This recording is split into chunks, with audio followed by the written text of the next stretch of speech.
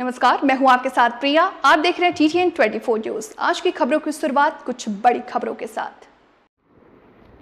चंद्रशेखर जननायक विश्वविद्यालय के 6वें दीक्षांत समारोह में आई उत्तर प्रदेश के महामहिम राज्यपाल आनंदीबेन पटेल ने मंच से कुलपति संजीव कुमार गुप्ता के कार्यों की दिखी नाराज। इशारों में जमकर सुनाई खरी कोठी। महामहिम राज्यपाल ने मंच से कहा कि मेरे द्वारा हर विश्वविद्यालय को मैसेज किया गया है कि कौशल विकास पर विशेष ध्यान दिया जाए।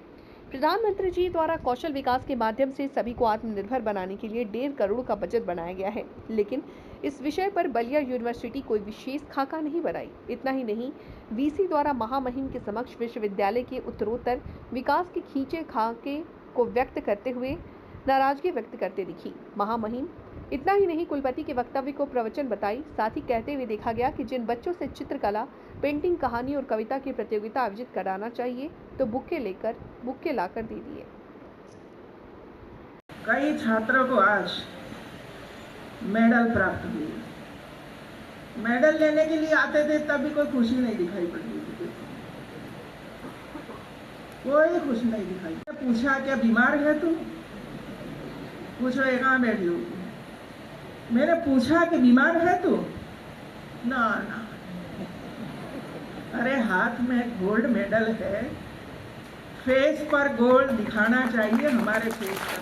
न चाल में गोल्ड मेडल, न फेस पर मेडल, न शक्ति में गोल्ड मेडल, ये सब में दिखाई पड़ना चाहिए मित्रों। ऐसे सभी हमारे होनहार बच्चों को बहुत बहुत बधाई देती हूँ। विधि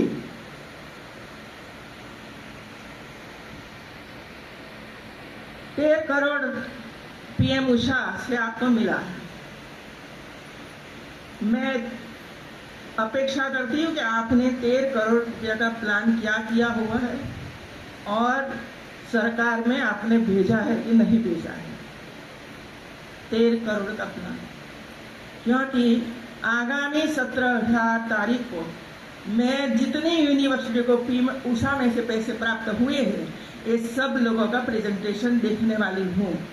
ये न हो कि बलिया यूनिवर्सिटी ने अपना प्लान भेजा ही न हो वहाँ, क्योंकि आपके प्रवचन में ऐसा कुछ नहीं आया। इसी तरह समर्थ पोर्टल में आपने यूनिवर्सिटी ने क्या काम किया है वो आज मैंने नहीं सुना मित्रों से।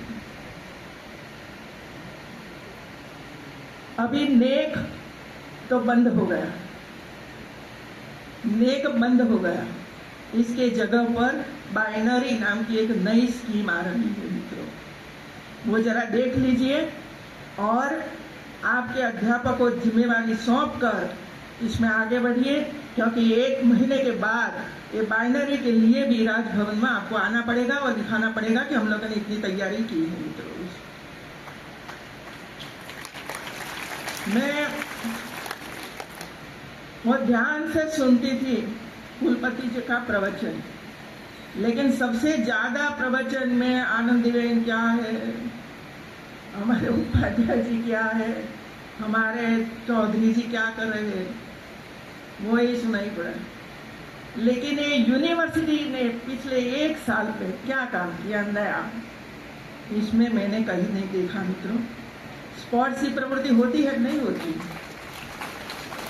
स्पोर्ट्स की प्रवृत्ति होती है नहीं होती है? जरा हाँ के ना तो बोलिए, होती है? नहीं, धीमा आवाज है इसी वजह से सोचती कि नहीं होती है। इसी तरह सांस्कृतिक प्रवृत्तियां होती है कि नहीं होती है? होती है। क्या काम किए थे आप लोग? क्या सांस्कृतिक प्रवृत्तियां करी? ये आपने जो मेरे पास विमोचन करवाया वो तो सब जो नए जो दिन हम वो करते सेलिब्रेट करते वही दिन का मैंने देखा, इसमें और कुछ नहीं देखा। इंक्यूबेशन सेंटर चर्चा कर दी है आपने, लेकिन इंक्यूबेशन सेंटर अभी तक बना नहीं। कौशल विकास सबसे बहुत ही इम्पोर्टेंट जरूरी है ये एरिया के लिए, कौशल विकास में बच्चों को आगे बढ़ाने के लिए, क्योंकि ये एरिया ऐसा है जो हमारे विद्यार्थियों को हम कौशल विकास में आगे नहीं बढ़ाएंगे, क्योंकि अलग अलग प्रकार का कौशल है सब लोगों में, इसके लिए प्रयास करना पड़ेगा यूनिवर्सिटी में।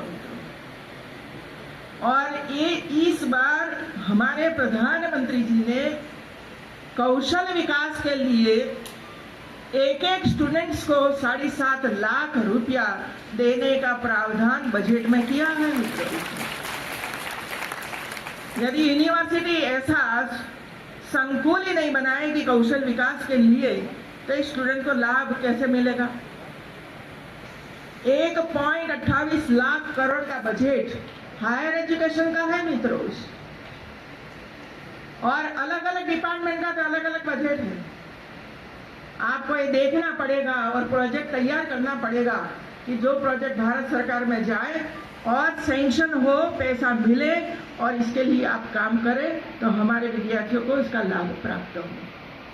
के लिए प्लान बनाइए मित्रों, कंप्यूटर लैब, प्लेसमेंट सेल, अलग अलग प्रकार की लैब विधि शुरू किया है आप लोगों ने।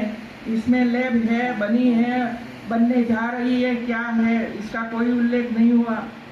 और 10 वर्ष का प्लान, आगामी 10 साल में ये यूनिवर्सिटी को आप किस तरह आगे बढ़ाओगे, ये साल में ये होगा, ये साल में ये होगा, ये साल में ये होगा, ऐसे करते करते यूनिवर्सिटी आगे बढ़ती है मित्रों।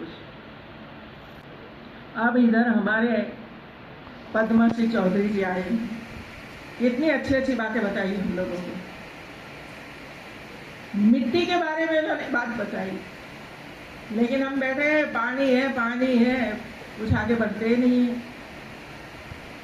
तो जितने भी पद्मश्री कृषि जगत में प्राप्त किया हो, ऐसे कृषि जगत के ऐसे होनहार हमारे संशोधकों, रिसर्चर को इकट्ठा करिए और सजेशन लीजिए उनके पास से कि भाई बताइए कि ये यूनिवर्सिटी और ये एरिया कृषि क्षेत्र में कैसे आगे बढ़ सकता है। उन्होंने ये भी बताया कि पहले ये होता था, हम उसको जीवित कर सकते हैं मित्रों, जीवित कर सकते हैं फिर से, लेकिन इसमें लैब करनी पड़ेगी, आपको कई प्रयास करना पड़ेगा तो ही जीवित होगा, बाकी तो नष्ट हो जाएगा आपका।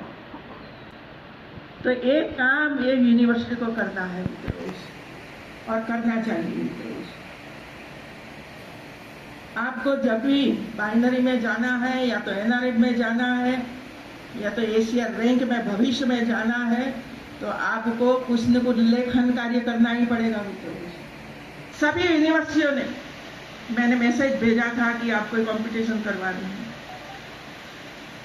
स्टोरी करवाई, पेंटिंग करवाया, स्पीच करवाई, और एक सुंदर मजा की बुक लेकर मेरे सामने रखी मित्र, मैंने पढ़ा, इतना सुंदर अक्षर।